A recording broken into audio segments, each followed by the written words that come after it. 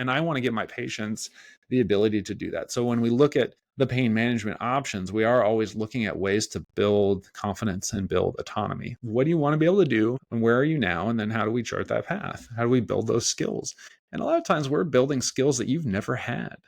Welcome to Build Beyond, a podcast designed to challenge and guide you on your health journey so that you can meet your full potential. I want to take some time today to walk you through what it's like to work with me. I'm a chiropractor, but I tend to practice a little bit different than what people expect from chiropractic care, at least from stereotypical, like historical chiropractic care. So it may be helpful for people who haven't worked with me to have me kind of walk you through the big picture to see what it's like and what I try to focus on. So I have different phases of care. Initially, when you come in, we want to go through a different differential diagnosis process. So what I'm trying to do basically is rule out all the scary stuff. There are a lot of things out there that can present as physical pain, and people may come in to see a chiropractor for those things. And if it's not within my scope of practice, I need to realize that as quickly as possible and then help move someone on to more appropriate care. Those cases are rare. I think statistically, maybe around 2% or somewhere in there. But it's important to do my due diligence to make sure that we're not missing anything. So I ask a lot of questions. Now, the differential diagnosis process also helps me narrow it down to maybe a more pathoanatomical diagnosis, which is maybe, do I think it's a disc problem? Is it a muscle problem? My goal is to narrow down the list of possibilities as much as possible. And then when I look at all of those, I will think, does it matter? Would my treatment recommendations differ greatly depending on what it is? And most of the time, that's not the case. So I don't nitpick. And we just kind of move along with the care process. Pretty quickly, almost immediately, we try to get into a symptom modification phase. So if you're in pain, if you've got numbness and tingling, we're going to try to take care of that as quickly as possible. So there are a lot of different options that we have for that.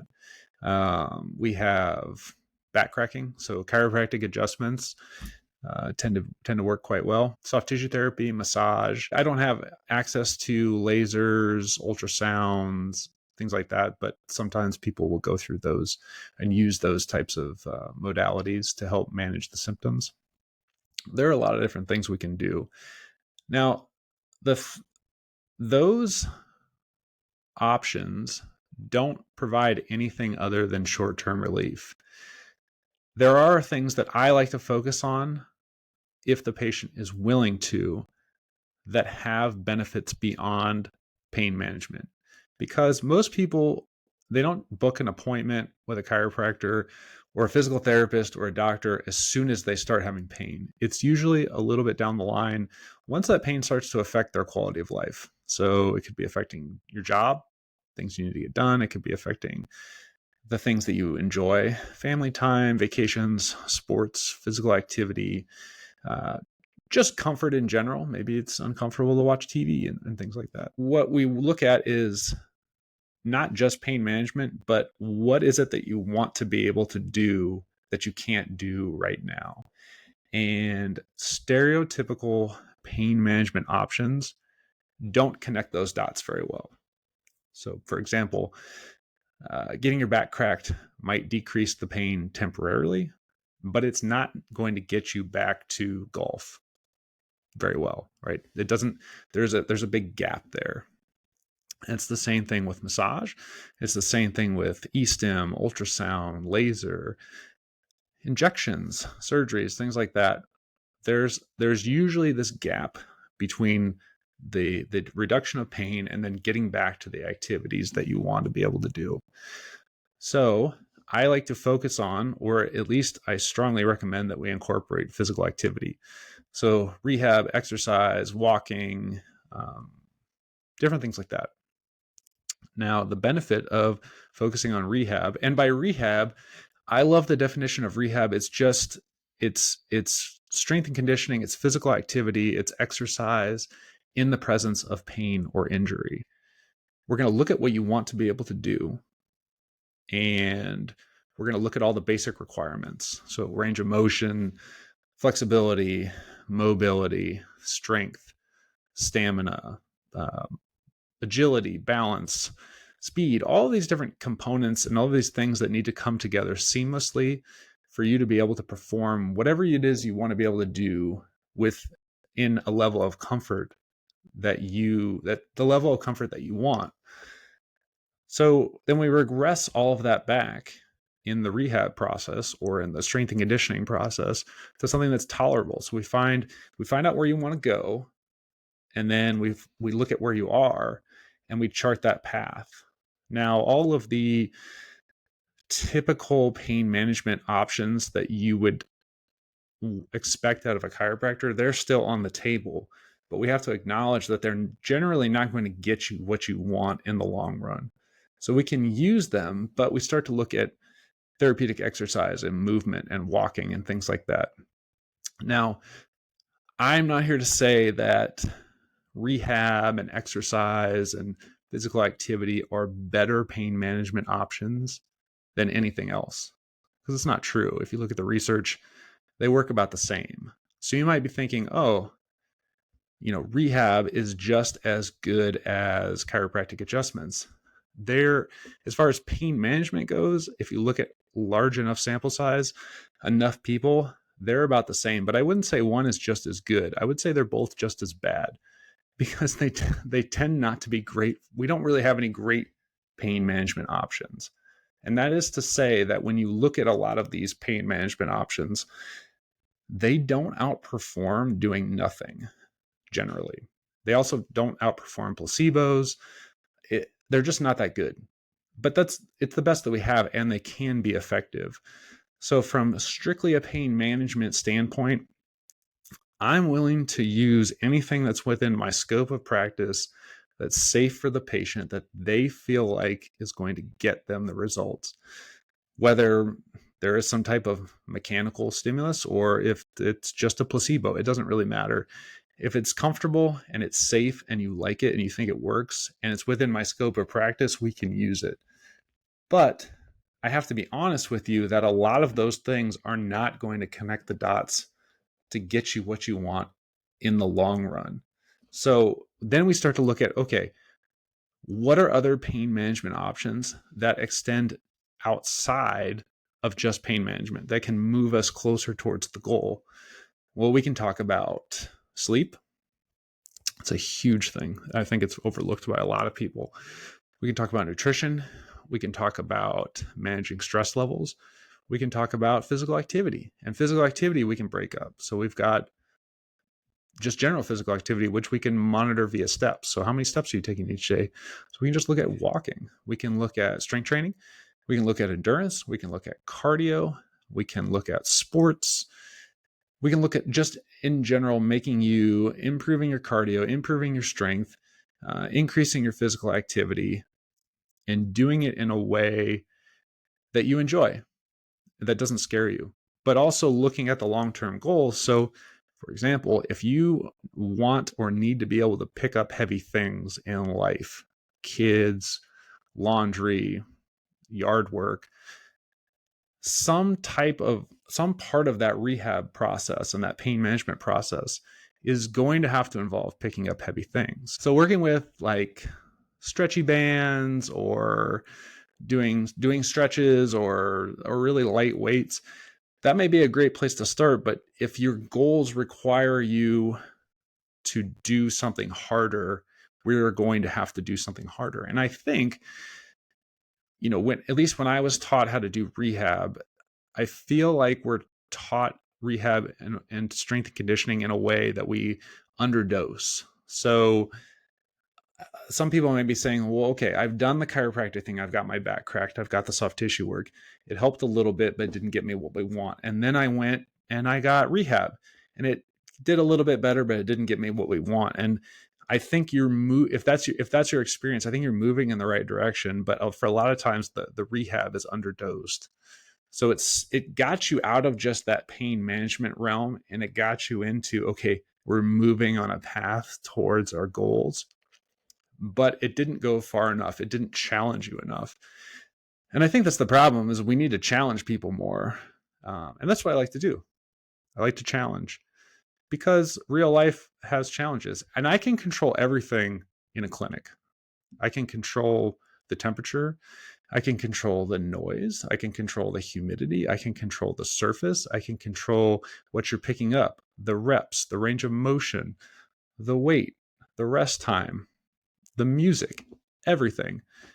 So if I can't get you moving and doing things in relative comfort with some confidence in an environment where I can literally control everything, how can I send someone out into the world where I have no control and expect that they're going to be able to execute and do those things with pain-free or with confidence? It's impossible. So when we look at things in the gym or in the clinic or in a rehab setting, we have to acknowledge that this is as easy as it's going to get environment-wise, because we control everything. So we have to make it really hard in certain ways, almost to make the stress even more than what you might experience outside of the clinic. Because outside of the clinic is that unknown, that unknowable, those scenarios that we can't necessarily predict, that are probably going to happen, and that might trigger your pain, or that might cause you anxiety. So we need to make it challenging, I guess is what I'm saying. And so that's where I like to take things. Someone comes in and I talk to them and I listen to them, and they tell me what's going on, and I ask them what they're afraid of. I ask them what they want, what they expect, what their goals are. Why do they have these goals? I really try to understand what they're going through and what they want and why they want it. I try to understand what they've done before and what they loved about that and what they hated about that. So then together we can look at where you are now, where you want to be, and all these other factors, right? And then we can kind of chart that path together to help get you the results that you want. We'll use whatever is at our disposal for pain management and symptom management. And then we're going to look at that process of walking together to get you what you want. And that process goes far beyond pain management. Because again, we are probably going to need to talk about sleep, and we are probably going to need to talk about food at some point. Physical activity is a huge one, and there are so many components to physical activity. We are going to probably talk about stress, anxiety, and depression, because they are problems. Now, I can't help people with those things, but I can highlight if there's an issue, and I can connect my patients with healthcare providers who can help with those things. So a lot of the things that I think go into pain management and then extend outside of pain management into the process of getting you what you want are outside of my scope of practice. But it's within my scope of practice to recognize that these are issues that need to be addressed. And as a healthcare provider, I have a network of other healthcare providers who I know, who I trust, and who I like to refer to and co-manage with. So it's not about handing someone off and then that's it. I don't know what's going on. It's about bringing someone else into the care process, communicating on behalf of you, the patient, and then following up and then continuing that relationship to make sure that people don't fall through the cracks and that we are moving in the right direction. Because for some people, if we can get their anxiety and depression under control, however, a physician or a mental health professional wants to do that, if we can get that under control and we can get them sleeping better, sleeping longer, better quality sleep. So now mental health is there's less of that stress. They're feeling like they're energized and they're sleeping better. A lot of times just with that, physical pain goes way down. Now, increasing physical activity along that path can have a huge effect on those other things. So they're interconnected in a way. So I wouldn't say that I treat a lot of these things, but a lot of the methods that I use to help people, for example, increasing physical activity, getting stronger, cardio, are going to have positive effects on sleep and mental health, even though we're not specifically targeting those things. And nutrition. Uh, if someone has, if something is complicated with nutrition, like there's a very specific pathology, for example, if someone is struggling with heart disease or thinks they might have heart disease, or if someone is diabetic, most of the time I'm going to bring in another healthcare provider, a registered dietitian, nutritionist, or a physician to help with that, because those require more specialized recommendations. Even though I do understand in general what is probably going to be recommended, I love co-managing. Now, if there are no other pathologies, it's just, we don't expect diabetes or heart disease. We're not worried about autoimmunities and things like that. The basic nutrition requirements are out there, and they're within the scope of practice for pretty much every healthcare provider. So we want to make sure you get enough protein. We want to make sure you're getting enough fiber. We want to make sure that you're not eating excessive amounts of calories. And the process of going through that looks different for everybody, because talking about things like nutrition can be challenging because it's very personal, and I have to respect that. I, I don't necessarily have a plan that's going to work for everyone, so that process looks drastically different depending on who I'm working with. And sometimes people, they don't feel comfortable working on things or even talking about nutrition or anxiety or sleep or things like that until farther down in the care process. I bring it up because there are things that, for most of my patients, at some point we need to have that conversation, and and a lot of times I can't handle it personally. I need to bring someone else in. But that's the benefit, is that you have two healthcare providers or three healthcare providers working on your specific problem. So the best way to get a result in healthcare is to have a team and have a plan and have good communication between the providers and the patient and you. So I think that's where we see a lot of success. Now, when we look at things, we've ruled out all the scary stuff. We have our diagnosis somewhat dialed in. At least we know what it's not, ideally. We've gone through the symptom modification phase. So we've decreased the pain, we've decreased the numbness and the tingling. We're working on that. Then we're going through this rehab process where we're either trying to recover function that's been lost, or we're trying to develop some type of function that you've never had, right? Maybe you've just been afraid to do something your whole life because of pain. So we're working on that, and we're working towards the goals. And as we start to get close to those goals, we're also looking at reduction of recurrence. So the best predictor of pain is a previous history of pain, which means it's coming back.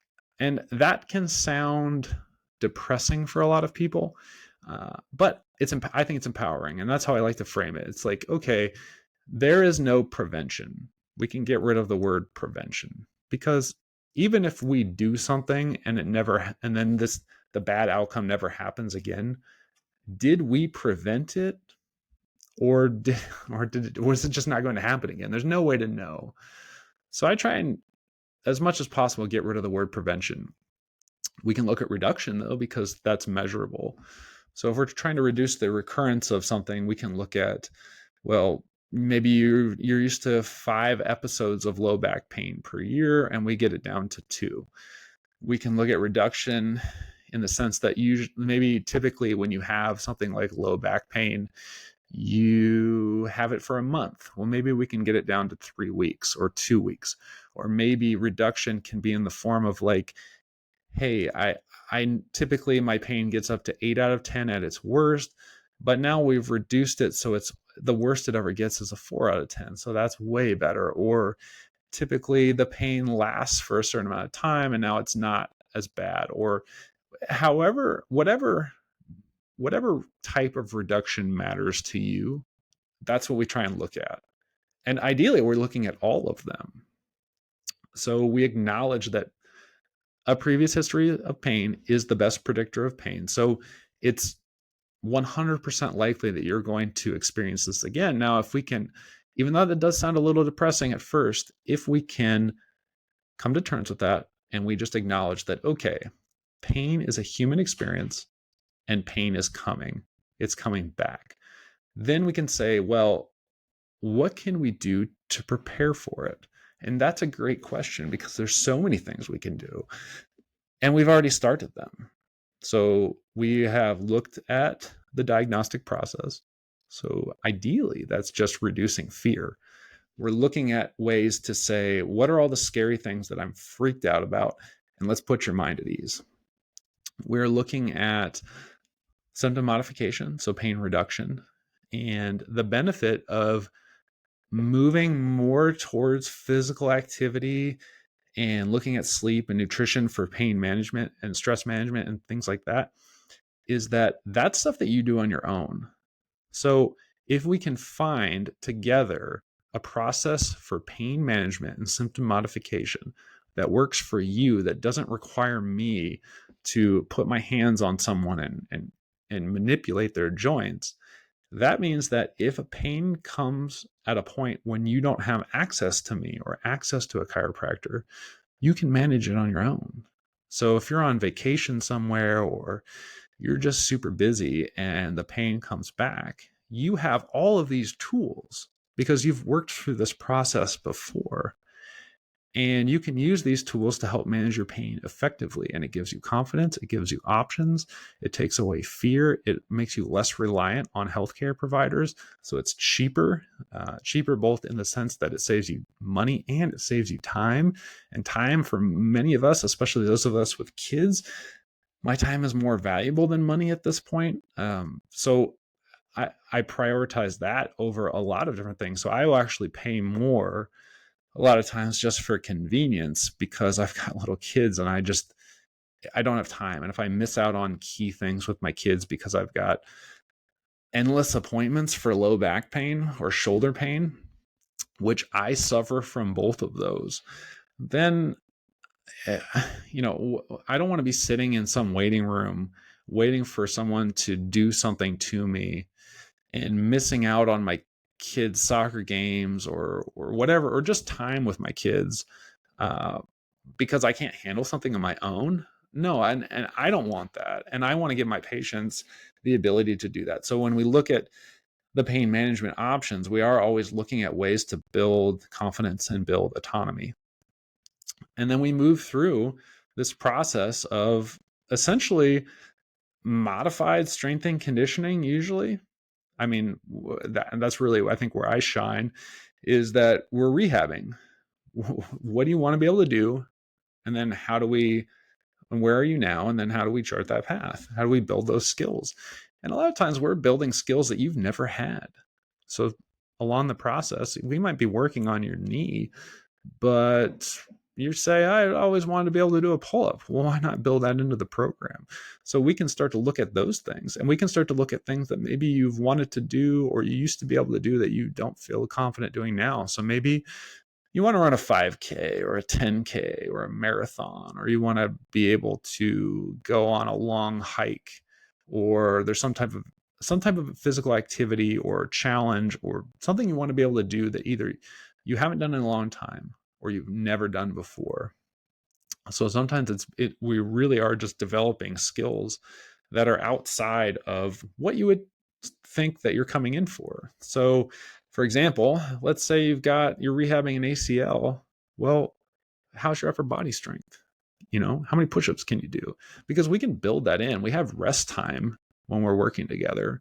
So why not look at other skills and abilities that you're trying to develop?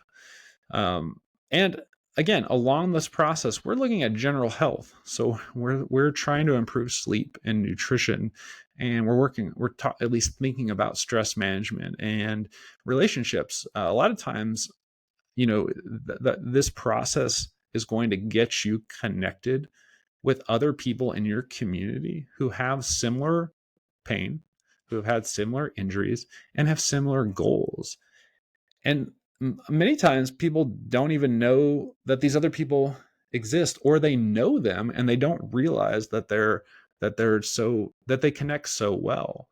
And whether it's my patients connecting with each other, or it's just like getting someone into the right gym environment, maybe introducing them to something like the local CrossFit gym, and then they say, oh man, there's a community of like-minded people. I didn't even realize how much I would love this, and I would have been so afraid. I would have never walked into this space and tried something like this before, but now I have this confidence and I feel like I have this capacity.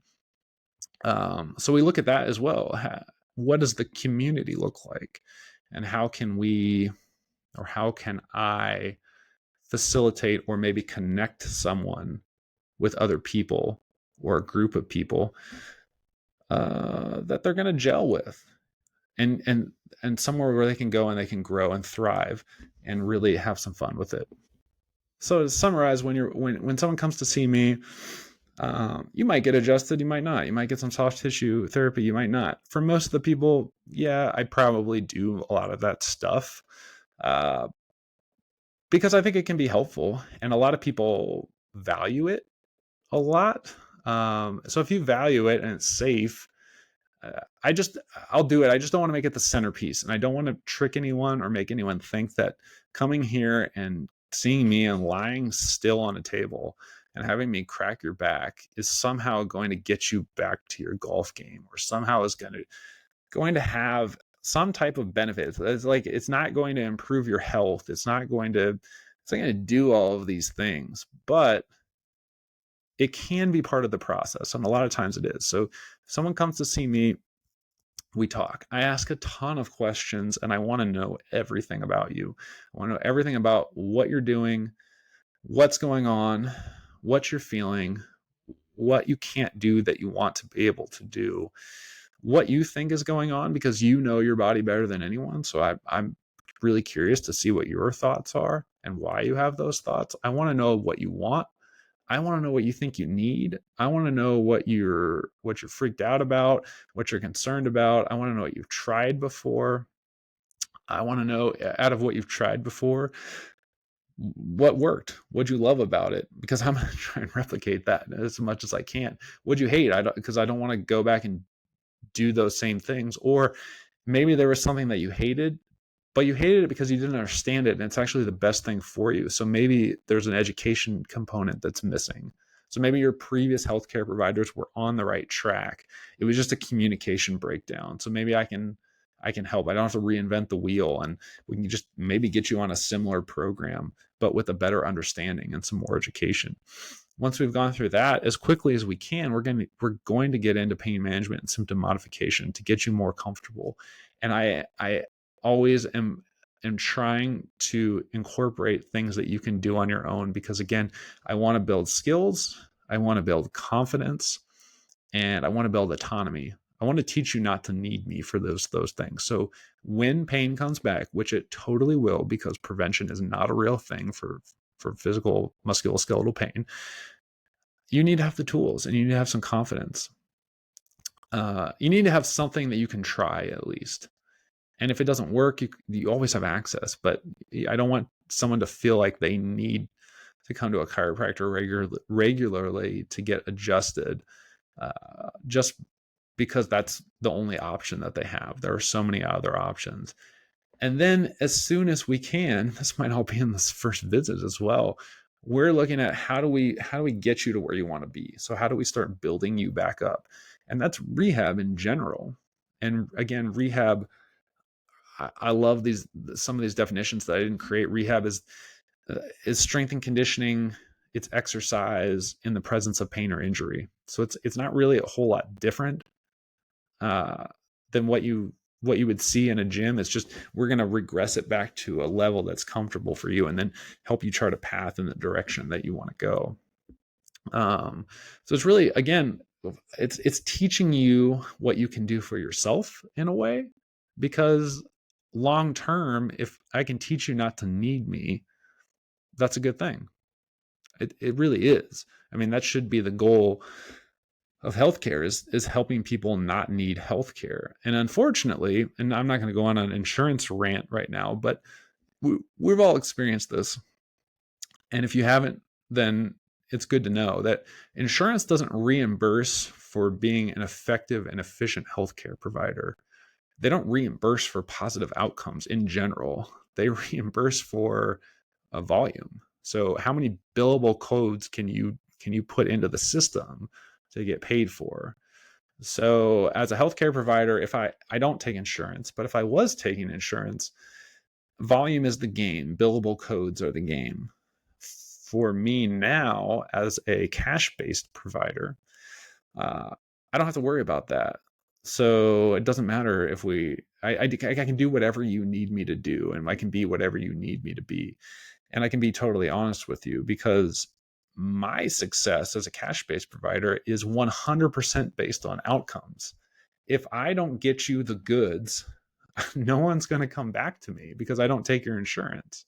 Where if someone takes your insurance, and again, I'm not trying to be negative on specific providers, because it's a game. So if there's someone out there who has any type of healthcare practice that's based on insurance, they're not bad people.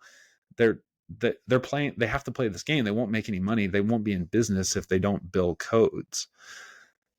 But their game that they play, the system that they're in, the way they get paid is by billing more codes more frequently.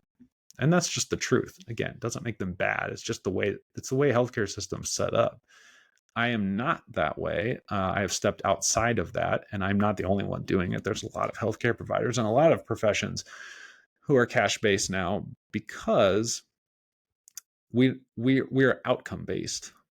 So if I can teach you not to need me in the fewest amount of sessions possible, and you have that positive experience from a financial and a business standpoint, because I want to be fully transparent, it is only beneficial for me because it's a referral business. This is about relationships. So you pay money, I help you get what you want. In the long run, you're satisfied. I don't want you coming back. I mean, I want you to come back if you need me, but it's one of those things. I actually benefit if I teach you not to need me, because there are no shortage of people who are in pain, who want to work on their health, who have goals to accomplish. I'm never going to run out of opportunities to help people. So really what I'm trying to do is reach as many people as possible over a period of time. So there is a volume component to it, but it's almost like having a satisfied customer or a satisfied patient who doesn't feel like they need me, who feels like they value the care, and they're getting what they want out of it. And I think that's when you're going to come work with me, that's the process that we're going through. So I don't have, even though this is kind of like a 4-phase thing, I do have some type of structure to the way I think about this. With patients, it may look drastically different. So a lot of times people will say, well, what's the best thing to do for low back pain? Like, how would you handle low back pain? And it's drastically different for every patient. I am going to hit the same phases, and I'm going to look at that same structure, but within those phases, it can be different, because there can be someone who say, well, I'm willing to walk, and that's all I'm willing to do, or I'm willing to stretch.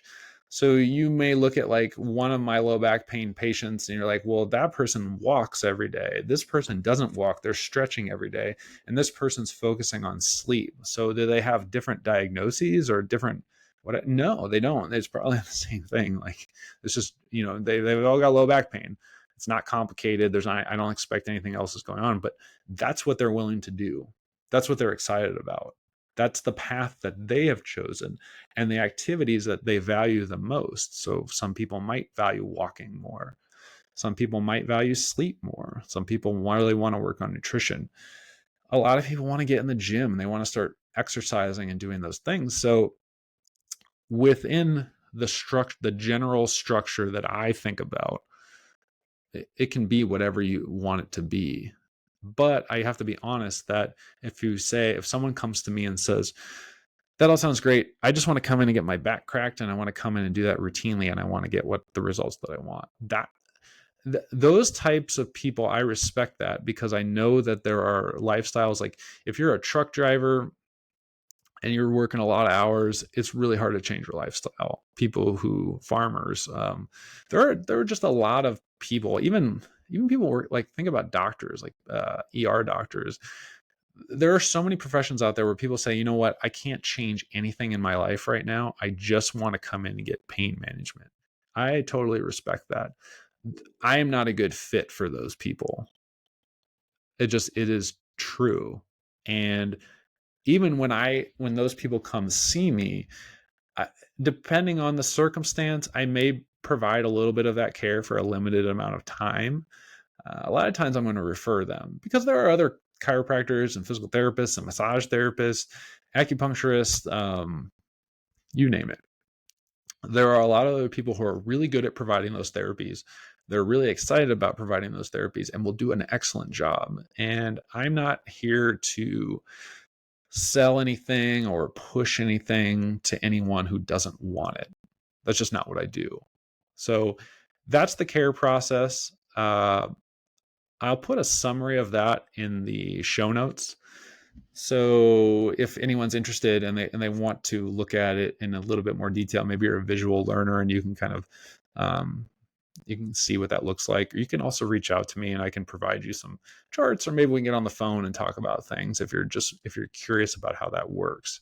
But at where I am right now, that's what the care process looks like when you're going to work with me. I hope this helps. Let me know if you have any questions. I'll talk to you later.